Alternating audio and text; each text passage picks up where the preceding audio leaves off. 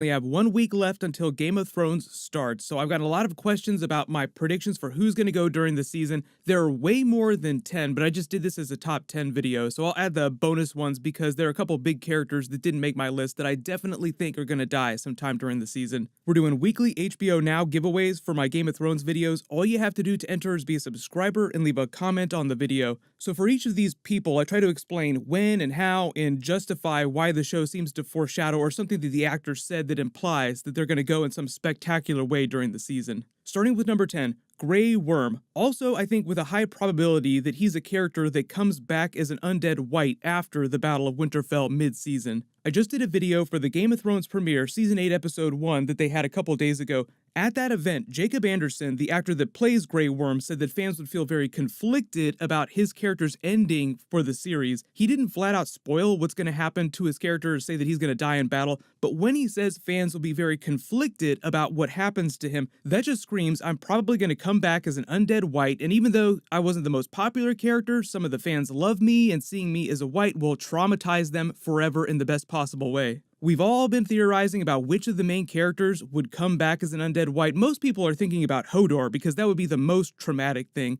But because so many people are at this Battle of Winterfell and there's no way that they're going to have time to burn all those bodies, of course some of them will probably come back as undead whites. There are a couple different ways that something like this could go down. So they have the Battle of Winterfell. You see him with the Unsullied Legions there. He dies sometime during this battle. They could, one, either bring him back as a white during that same episode because the battle itself will be longer than 60 minutes. It'll be a crazy long episode that's just them fighting the White Walkers. But they could also choose to do a Viserion-style twist where you just see it happen at the end of the episode. Then in a much later episode, you see him as an undead white freaking everyone out. But number 9, The Mountain. Also pretty easy prediction to make. If all the characters made lists like Arya, he would be on several of those lists. And you have to get rid of him in order to get to Cersei, who as you would expect is also on my list here. There was a very telling conversation that Arya and the Hound had back during Season 4 by the campfire when he yelled at her for reciting her list, telling her just to be quiet, but then sort of turned around on it and said, okay, hate is as good a thing as any to keep someone going, because at that point, that was all Arya had. She had thought that she lost her entire family. But then the Hound suggests that if they were to both find themselves in King's Landing again in the future, that they could both cross a name off their list together, aka The Mountain. We come across my brother. Maybe we can both cross a name off a list. So I feel like that's as much foreshadowing as the show could ever give you about a team-up of sorts to slay the Mountain at the end of the season. But number 8, the Hound is also on my list here because I think part of the reason for the team up with Arya is necessary is because the Hound, as badass as he is, won't be able to get the Mountain all by himself and will die in the attempt. Like sacrificing himself in order to help Arya finish the job, whether or not he knows that she's going to jump in at the last moment and help finish the job. Just because the zombie mountain is so hard to kill. So sure, you could douse him in wildfire and just watch him burn to a crisp, but that would fly in the face of any kind of Clegane Bowl matchup, and it would be a big middle finger to the fans, like, haha, we're not going to give you Clegane Bowl after all. He's thought about that all his life, and he's not going to stop. He's going to complete that mission. 7, the undead white Viserion in his current form. Daenerys is not going to have fun having to destroy her child again, but you could argue whether or not it's possible to kill something that's already dead, but they'll have to destroy Viserion to get to the Night King anyway, so that's sort of like the mountain in front of Cersei. You have to get rid of the obstacle before you can get to the true goal. So say goodbye to Viserion again.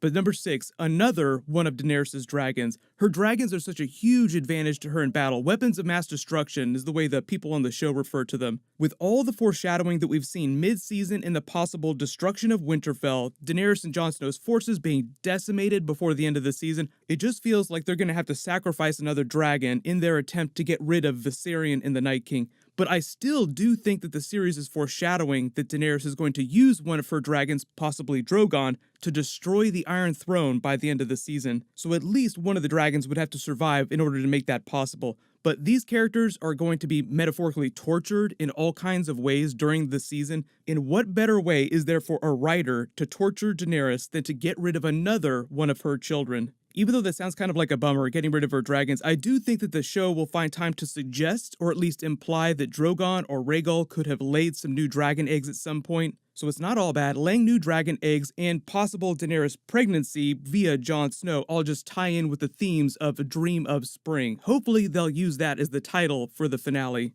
But number 5, Beric Dondarrion, also another pretty easy prediction to make. He's died and been brought back to life by the Lord of Light and Thoros of Myr 6 times. There will probably not be a 7th, but you could make a lot of jokes about the faith of the 7. There's a lot of foreshadowing with religion and the way that they're tying everything up at the end of the series, so we'll talk about that during episode videos when we get big Easter eggs. But right now, Melisandre has said that she would come back for the War for the Dawn, so technically she would be around to resurrect anyone if she wanted to do that. Jon Snow has already told her, please don't bring me back if I fall in battle again. But it just feels like Beric has already achieved most of the purpose that the show needs him for. 1, to serve as a tutorial for resurrection early in the show's run, foreshadowing Jon Snow coming back to life at the beginning of season 6. 2, to inspire the Hound to join the Brotherhood without banjos and lead them north of the Wall and provide some clarity for what the Hound was seeing in the flames with Thoros of Myr. And 3, to give Jon Snow the explainer for how to best defeat the army of whites. All we have to do is kill him, he who created all of these, and we destroy them in an instant. He's basically giving Jon the Thanos Thor explainer from Infinity War. Go for the head. You should have gone for the head. There is footage of him inside the season 8 trailer, so clearly they want to use him for some other explainer scene where he uncovers some information, then conveys that. Once the show has used him for that task, he'll be free to die some spectacular death.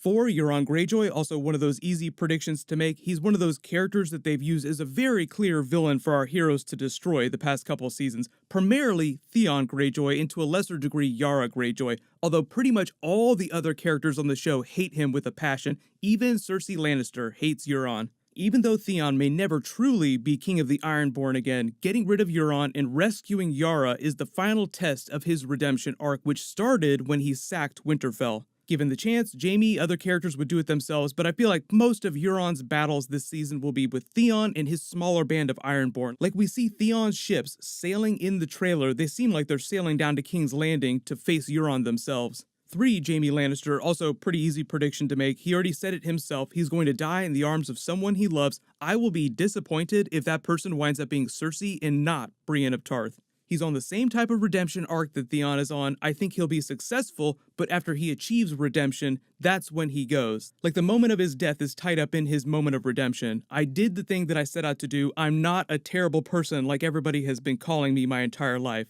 2, then of course, Cersei Lannister. Even though Maisie Williams has said that Arya's list is still very much a thing during season 8 and spent most of that interview talking about Cersei being at the top of her list, there's a number of people that want to get rid of Cersei. The show has never officially endorsed the Valonqar prophecy, but translated into the common tongue, the prophecy states that she would die at the hands of the younger sibling. Non-gendered because the Valyrian language doesn't really translate that way, so it could be the younger brother like Tyrion or Jaime Lannister, or a younger sister like Arya. The prophecy is vague enough that it could be anyone's younger sister or brother, so if you want to hold out hope for the jackpot paying off double, that would be Arya doing it wearing Jaime's face, but I don't want to get my hopes up too much about that level of fan service. Cersei is the Mad Queen though, so she needs to go out in a moment referencing the way that the Mad King died, even if it's not the exact same way. Burn them all! Where's my sister? Number 1 on everyone's hit list, of course, is the Night King. Simple prediction to make. There's lots of theories about the mythology and the twists of how he might die, but the main goal of the season, beyond the battle for the Iron Throne, is the battle to get rid of the Night King. Unless they do, this cycle repeats and this happens all over again in another generation. And as Daenerys said, they're trying to break the wheel, break the cycle. So that means that they absolutely have to get rid of the Night King. But because that's only 10, and I think there are way more big main characters that are going to die during the season, bonus predictions, here we go. Jorah Mormont, all he wants to do now is serve Daenerys and fight in battle. He doesn't really fit in when they're sitting around talking about battle planning and all this politicking. That's not him. He feels best when he has a sword in his hand and he's charging the field. He's been on something of a redemption arc himself ever since before season 1, because remember, he fled Ned Stark's justice because he was slaving his own people on Bear Island. So there's still some atonement that he has to serve this season. In a glorious death in battle, defeating the White Walkers would be a way of achieving that.